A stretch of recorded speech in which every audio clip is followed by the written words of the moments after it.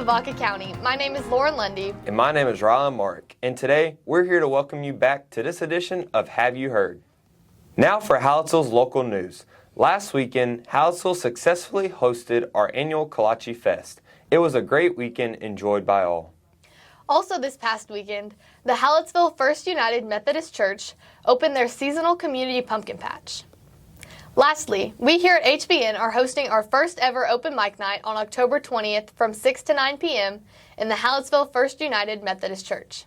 Speaking of talent, today we'll be interviewing one of our own, Brenna Scott, to give us a little more information on the upcoming open mic night. Good morning. Today we're joined by Brenna Scott, HBNN member who will be performing in our very first open mic night. So Brenna, can you give me a little more information on this open mic night? So the open mic night will be on October 20th from 6 to 9 p.m. at the Hallettsville First United Methodist Church. There's also going to be concessions, and there's only 30 slots available if you want to perform, so sign up soon because they're filling up fast. And it's a $2 entry if you want to just come and hang out and watch us perform, and then $20 to sign up and actually perform. And you can call 361-798-2242, extension 384, or talk to Miss Opiella to get more information on sign up. So what is this event going to benefit? So it's benefiting our HBNN class, so we can have more opportunities and equipment, and also we're going on a trip to Boston, so it will go towards that. Right. Very nice. And you're going to be performing. What kind of act are you going to be performing? Sure am. I think I'm doing 2 acts, and my friends and I'm going to be playing guitar and singing. Okay. It's going to be fun. I thought you were more of a stand-up comedian type of person. Yeah, I'm taking a different route this time. Okay, all right, maybe next time. Maybe next time. Or is that what the second act's for? Yeah, aren't you doing comedy, Rylan? Maybe, I might see. Gonna give it a shot? Oh, I'll tell you what, I will. So have you performed before in front of a crowd, or will this be your first time? I have performed in front of our church before. I go to the Methodist church, and I've also done open mics in Austin. One summer wow. we went and just hopped around and did a bunch with my friends. It was so really fun. Yeah, I think this will be a great opportunity to maybe discover some new talent here in Hallettsville's finest. Hallettsville and it's the first surrounding time. towns. This is the first event I've seen in Hallettsville that's like this. Yeah, That's very unique. I think it'll be Hallettsville. very interesting, and if it's successful, hopefully we can have more. Absolutely. Yes. Thank you so much for joining us, Brenna. Now let's go to Andrew George to hear about the Hallettsville Brahma sports teams.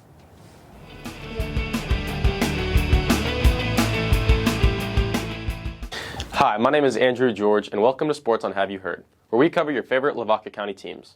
Today, I'll be recapping last week's games for both the Brahmas and Lady Brahmas. On September 22nd, your Brahmas faced the Central Catholic Buttons for their third away game.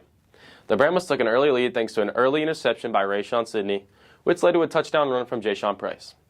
It ended up being a close game all night, but the Brahmas pulled away late in the game thanks to Jorian Wilson's 47-yard touchdown pass to Rayshawn Sidney. The final score was Hallettsville 27, Central Catholic 7. On September 29th, we played our homecoming game against the Cypress Christian Warriors. The Brahmas took care of business early and cruised to an early and easy 42-17 win. The Brahmas record now stands at a solid 5-1. The Brahmas take on the Columbus Cardinals this coming Friday at Columbus. Be there and be loud. Our Lady Brahmas have continued to struggle as they lost to Industrial in a hard-fought game Friday the 22nd, but took a step forward in a sweep of Rice on Tuesday the 26th in 3 sets, which was their second district win. This past Friday, they took on the Tidehaven Tigers, and the results were not what we hoped for. This past Tuesday, the Lady Brahmas took on the Edna Cowboys in Edna. Sadly, we couldn't pull out the win. We are hoping they get a win streak going with a win on Friday as the Lady Brahmas play the Columbus Cardinals at Columbus. Go out and support. Games begin at 4:30. Cross country has been doing amazing as usual. On Saturday the 23rd, Diana Gonzalez and Elizabeth Feltzman came in 7th. Julia Davenport placed 9th, and Darby Phillips placed 13th. The girls ended up getting 2nd as a team. On the boys' side, Josh Griffin placed 16th.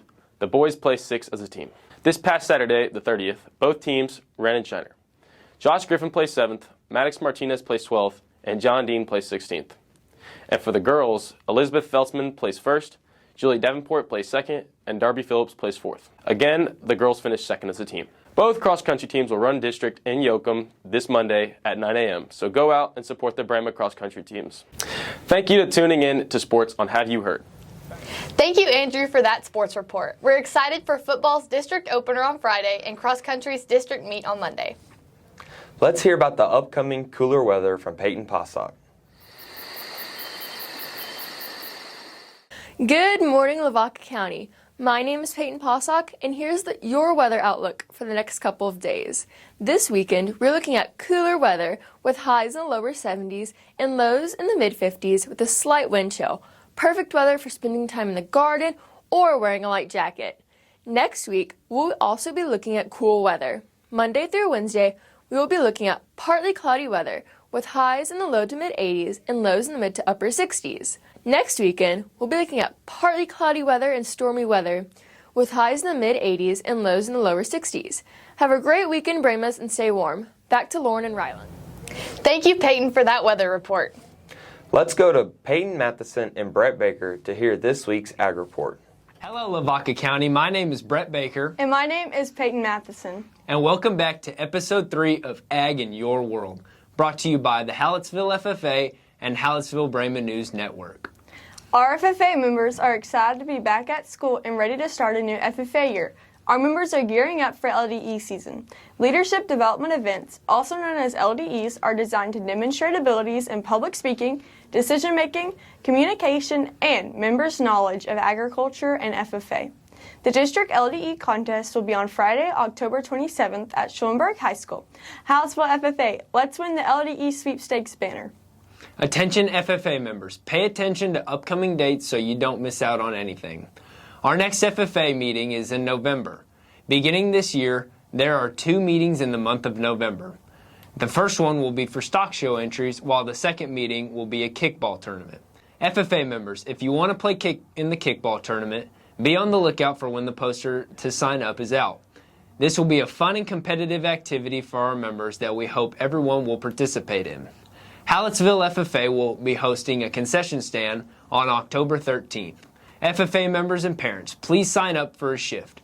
We expect this to be a full stadium game with Jonathan Brooks's Hallettsville jersey retiring. We need all the concession stand help we can get. And livestock exhibitors, don't forget you must attend a minimum of 3 out of the 5 meetings to be eligible for the Hallettsville Junior Livestock Show in January. And there are 3 meetings left before the show. And lamb, goat, and halter heifer exhibitors, major show and HJLS tags will be in on Tuesday, October 10th from 4 to 6 p.m. here at the Ag Shop. If you have any questions, you can always ask an FFA officer or an ag teacher. The FFA Booster Club meeting will be on Monday, October 23rd. If you have any money or unsold tickets, please have them turned in by now. FFA members can sign up to work shifts after school or during an off period. Remember, if you want the FFA scholarship, you must help with Booster Club activities. Every episode, we like to shine a spotlight on our outstanding FFA members. This spotlight goes to Peyton Matheson, who is serving as the Hallettsville FFA Secretary. Peyton is starting her 3rd year as an FFA member and her 1st year as an officer. Peyton participates in public relations, range, extemporaneous speaking, ag sales, and shows swine in the Hallettsville Junior Livestock Show, Houston, Austin, and San Antonio. She is also serving as the sophomore class treasurer and a member of the HHS varsity cheer team. She plays volleyball and shoots sporting clays competitively. And we'll close with the ag news of the week. U.S. Senators said during a Wednesday hearing that foreign ownership of farmland is a national security threat that should be further examined. The U.S. Senate Committee on Agriculture, Nutrition, and Forestry discussed foreign ownership of the nation's agricultural lands with a testimony from experts and Senate colleagues who have been taking the lead on the issue. Senator John said that foreign adversaries such as China, Russia, Iran, and North Korea should not be allowed any claim to U.S. soil. In 2021, the U.S. Department of Agriculture reported that foreign investors hold about 40 million acres of U.S. agricultural land. This is about 3% of the total amount. The USDA also reported Canada as the largest foreign investor in 2021 with 12.8 million acres, which is 31% of foreign-held acres. The Netherlands, Italy, the UK, and Germany collectively had 12.4 million acres according to the report. China had about 383.9 thousand acres, under 1% of foreign land held in the U.S. Foreign ownership of U.S. agriculture land has increased by 66% since 2010. Earlier this year, there was a growing bipartisan support in Congress for limit foreign ownership of U.S. agricultural land. There are currently no federal restrictions. The issue is also widely discussed at the state level. In July, the Senate passed an amendment to the National Defense Authorization Act, which set defense policy. If enacted, the amendment would ban China, Russia, North Korea, and Iran from purchasing U.S. farmland and agriculture businesses. Senators said that they were concerned about the attempt of a Chinese company to build a corn milling plant on farmland near an Air Force base outside of Grand Forks, North Dakota.